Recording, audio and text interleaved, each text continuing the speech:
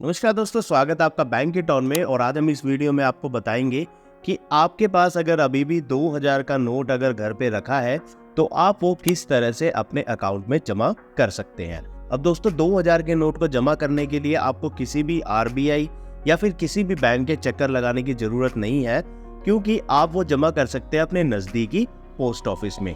तो दोस्तों आज आपको बताएंगे डिटेल प्रोसीजर कि आप किस तरह से अपने अकाउंट में 2000 की करेंसी आप जमा कर सकते हैं, और फिर अगर जितना भी अमाउंट आप जमा करेंगे तो नेट अमाउंट आपके अकाउंट में कितना आने वाला है और कब आने वाला है। तो चलिए दोस्तों, इस चैनल को जल्दी से जल्दी सब्सक्राइब कर लीजिए और शुरू करते हैं इस वीडियो को।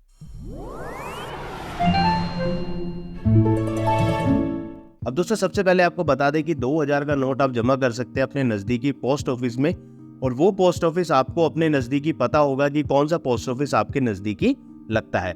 और उसका डिटेल प्रोसीजर क्या है कि आपको जो है अपने नजदीकी पोस्ट ऑफिस में एक फॉर्म भर के अपनी करेंसी जो है अपने पोस्ट ऑफिस में आपको सबमिट करनी है। और जो ये फॉर्म है जो सबमिट करना है आपको, इसका क्या फॉर्मेट है वो आप देख लीजिए। देखिए दोस्तों, ये फॉर्म है जो कि आपको अपनी 2000 की करेंसी के साथ आपको जमा करके अपने नजदीकी पोस्ट ऑफिस में जमा करना है।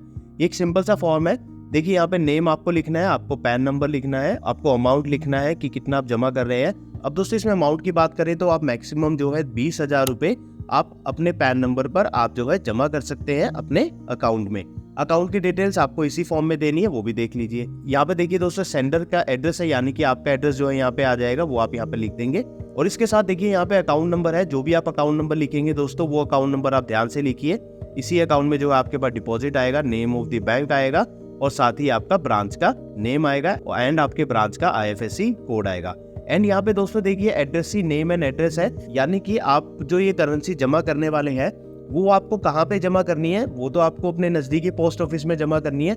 लेकिन जो यहाँ पे एड्रेस का नेम एंड एड्रेस है वो आप लिखेंगे अपने नजदीकी आरबीआई के रीजनल ऑफिस का एड्रेस। और वो एड्रेस आपको कहाँ पे मिलेगा अब वो भी दिखा देते हैं। देखिए दोस्तों ये 19 जो है रीजनल ऑफिस है आरबीआई के, जहाँ पे जो है आपको ये फॉर्म भर के भेजना है। तो यहाँ पे जो है आपको एड्रेस आपको लिखना है। जैसे जो भी अहमदाबाद गुजरात के नजदीकी जितने भी कस्टमर्स हैं वो जो है अहमदाबाद का एड्रेस लिख सकते हैं। ऐसे ही बेंगलुरु, गोलापुर, भोपाल, भुवनेश्वर, चंडीगढ़, चेन्नई, ऐसे सभी जो है 19 जो रीजनल ऑफिस है उनके यहाँ पर एड्रेस दिए गए हैं। जो भी आपके एड्रेस के नजदीकी रीजनल ऑफिस आरबीआई का लगता है वो एड्रेस आपको यहाँ पर address he name and address में आपको फिल करना है। और देखिए दोस्तों यहाँ पर सेक्शन बी में लिखा है details regarding bank notes to be transmitted through post office. देखिए यहाँ पे 10 कॉलम्स है जिसमें आपको सीरियल नंबर लिखना है अपने 2000 के करेंसी नोट का। तो दोस्तों इसकी टोटल वैल्यू क्या होगी, वो होगी 20,000। 20,000 से ऊपर आप जमा नहीं कर सकते हैं। और इसके साथ देखिए यहाँ पे नीचे कुछ इंस्ट्रक्शन लिखे हैं जो कि आपको समझनी बहुत जरूरी है। यहाँ पे देखिए लिखा है department of post will be not liable for incorrect bank account. अगर आप गलत बैंक अकाउंट नंबर अपना लिख देते हैं तो उसके लिए डिपार्टमेंट ऑफ पोस्ट जो है बिल्कुल भी जिम्मेवारी नहीं लेता है। और इसी के साथ department of post will not be liable for delay of or declination of credit of amount in bank account. यानी कि अगर आप 20,000 रुपए आप जो है भेजते हैं पोस्ट ऑफिस के थ्रू किसी भी आरबीआई के रीजनल ऑफिस में, तो डिपार्टमेंट ऑफ पोस्ट कोई भी गारंटी नहीं लेता है कि आपके अकाउंट में कितना अमाउंट आएगा। देखिए दोस्तों जब आपका अमाउंट जो है आरबीआई के रीजनल ऑफिस में जाएगा तो आरबीआई वो डिटेक्ट करेगा कि वो करेंसी नोट आपके अकाउंट में डिपॉजिट हो सकता है या नहीं हो सकता है। तो इसके लिए पोस्ट ऑफिस कोई भी जिम्मेवारी नहीं लेता है कि आपके अकाउंट में कितना अमाउंट फिर फर्दर आएगा। और इसी के साथ देखिए तीसरा पॉइंट है liability of the department of post restricts only up to delivery of the articles.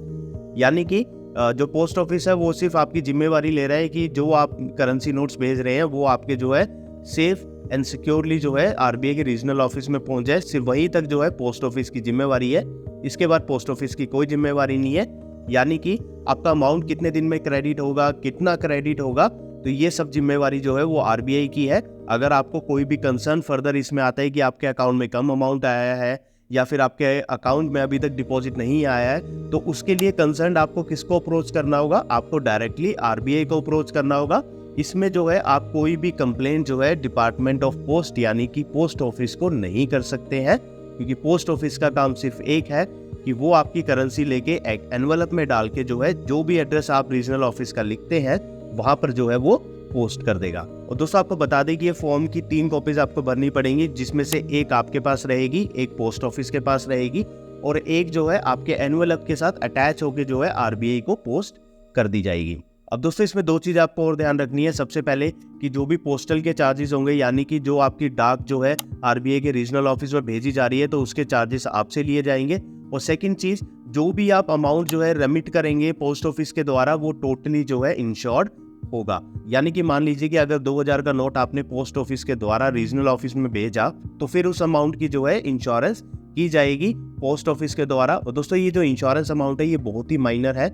एक एग्जांपल के थ्रू बताएं तो आपको जो है अगर 2000 का करेंसी नोट आप भेजते हैं तो उस पे जो है 22 से 23 रुपए का जो है इंश्योरेंस किया जाता है। और इसी तरह से अगर आप 20,000 रुपए भेजेंगे तो उसमें जो है लगभग 450 रुपए आपका जो है इंश्योरेंस का अमाउंट आपका कटेगा। तो वो चीज आपको ध्यान रखनी है कि वो इंश्योरेंस का अमाउंट कटने के बाद ही जो है आपका अमाउंट जो है अकाउंट में क्रेडिट होगा। और दोस्तों इसी के बाद एक और चीज बता दें कि ये जो फॉर्म है इसमें आपकी सारी डिटेल्स लिखी जाती हैं। ये डिटेल्स आपको इंश्योर करनी है कि करेक्ट हो। जो भी आपका डिटेल्स हो, आपका पैन नंबर का डिटेल्स हो, आपके अकाउंट का डिटेल्स हो, और साथ में जिस आरबीआई के रीजनल ऑफिस का एड्रेस आप लिख रहे हैं वो आप इंश्योर करें कि आपके घर के नज़दीक का एड्रेस हो। ऐसा ना हो कि आप अहमदाबाद में रहने वाले हो और आपका रीजनल ऑफिस अगर अहमदाबाद का लग रहा है तो आप ऐसा मत करें कि आप जो है दिल्ली के रीजनल ऑफिस में भेज दें। अगर आप ऐसा करते हैं तो आपका अमाउंट का लेट क्रेडिट होने के पूरे चांसेस रहते हैं। और साथ ही दोस्तों ये जो फॉर्म आपको मैंने बताया जो कि 3 कॉपीज में आपको भर के देना है, इसके साथ कोई भी केवाईसी का प्रूफ नहीं लगेगा, यानी कि कोई भी पैन कार्ड, कोई भी आधार कार्ड या फोटोग्राफ की रिक्वायरमेंट नहीं है। सिर्फ ये फॉर्म सबमिट होगा और इसके साथ आपको करेंसी आपको सबमिट करनी है और एक एनवलप में डाल के जो है आपका फिर डिस्पैच ये कर दिया जाएगा। तो दोस्तों ये सब डिटेल प्रोसीजर है जिससे जो है आप अपने 2000 के करेंसी नोट अब आप अपने अकाउंट में जमा कर सकते हैं। तो दोस्तों इसके बाद आपके मन में कोई भी सवाल जवाब हो तो नीचे कमेंट बॉक्स में आप जरूर लिखें। साथ ही दोस्तों आप हमारे टेलीग्राम चैनल के साथ भी जुड़ सकते हैं, उसका लिंक आपको नीचे डिस्क्रिप्शन बॉक्स में मिल जाएगा। और दोस्तों अगर ये वीडियो आपको पसंद आया हो तो इस वीडियो को जरूर लाइक करें, इस चैनल को सब्सक्राइब करें और इस बैंकर दोस्त के साथ हमेशा जुड़े रहें। धन्यवाद।